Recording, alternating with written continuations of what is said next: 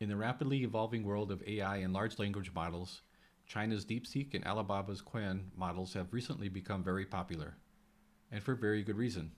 Both are highly accurate with some of the highest accuracy scores on several different benchmarks, and both offer a free open source version. Are you interested in learning more about the newest Qwen model and how well it performs OCR in images? Then this video is for you. Spoiler alert, at the end of this video, we will be discussing the accuracy of this model.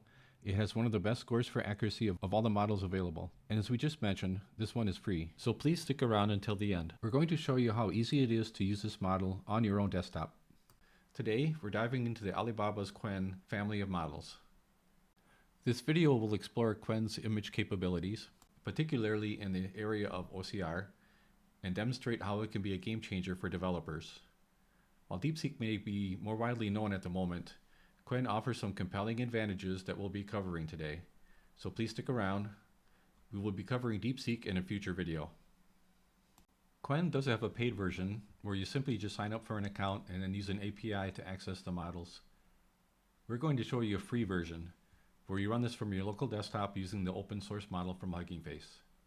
Okay, let's get started. We will be using VS Code and conda/pip for our application. To set up the Python environment to run this code using conda, see a previous video for step-by-step instructions. First, we import the needed packages, including one that we wrote, named getModelList.py. Transformers is a Hugging Face library that helps with accessing the models on their website. QwenUtils was written to simplify using the Qwen model in your application. Okay, run the cell now. You can run this by hitting Shift-Enter or clicking on the triangle button. There are many versions of the Qwen model available on Hugging Face. This command will extract a list based on a search string and return anything that matches. As of the date of this video, there are 90 versions that match. Here is the library that includes the code to extract this list. This next line creates an instance of the Qwen 2.5 VL for conditional generation class from the Transformers library to load a pre-trained Qwen 2.5 model from the Hugging Face Model Hub for image analysis. Basically, it downloads the model if it is not already cached locally and sets up the device to use. Auto will select CUDA/GPU if one is available. Otherwise, it will select CPU.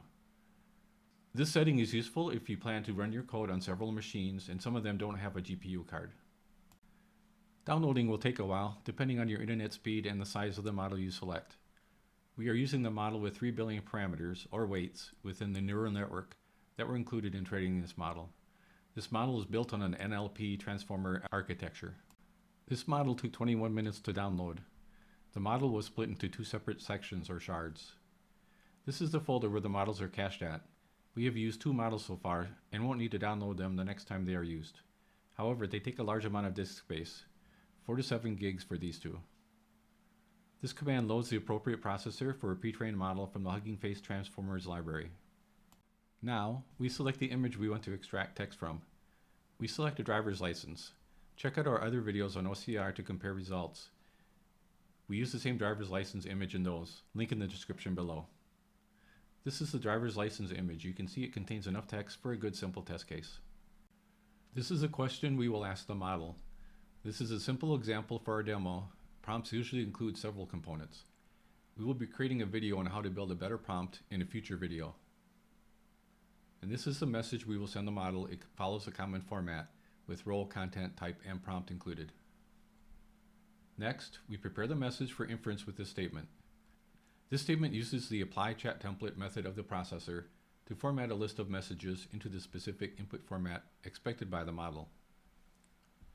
Then we prepare the image or images or video for the model, transforming them into a format the model can understand. This may include normalization, resizing, and other transformations. Next, we use the processor to prepare the input data, text, images, and potentially videos for the model. Then we move the data or tensors contained with the inputs dictionary to the GPU, graphics processing unit. CUDA is used for NVIDIA's GPUs. Here we interact with the model. For inference, we send input to and generate output from the model using our message and prompt. This is the slowest part of the code, other than the original model download. The value for max new tokens should be large enough to handle the text length. Default was 128, but that wasn't enough even for our simple example. The next two steps take the output and reformat it for us to be able to read easily. It will create an iterator of tuples between input and generated IDs, then decode the model output into human-readable format. Generated IDs trimmed is the model output, which is a list of PyTorch tensors containing tokens. So we print the output to the screen.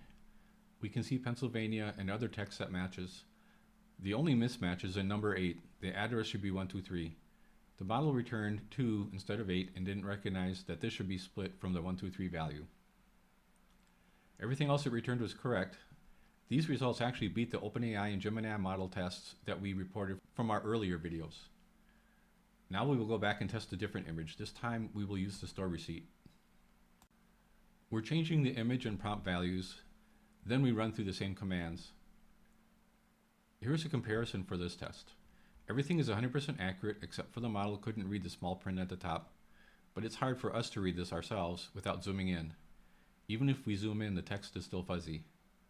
In general, if you can read the text, these AI models should be able to read them also.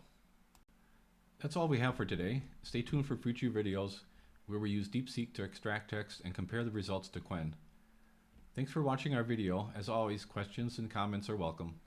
See you next time.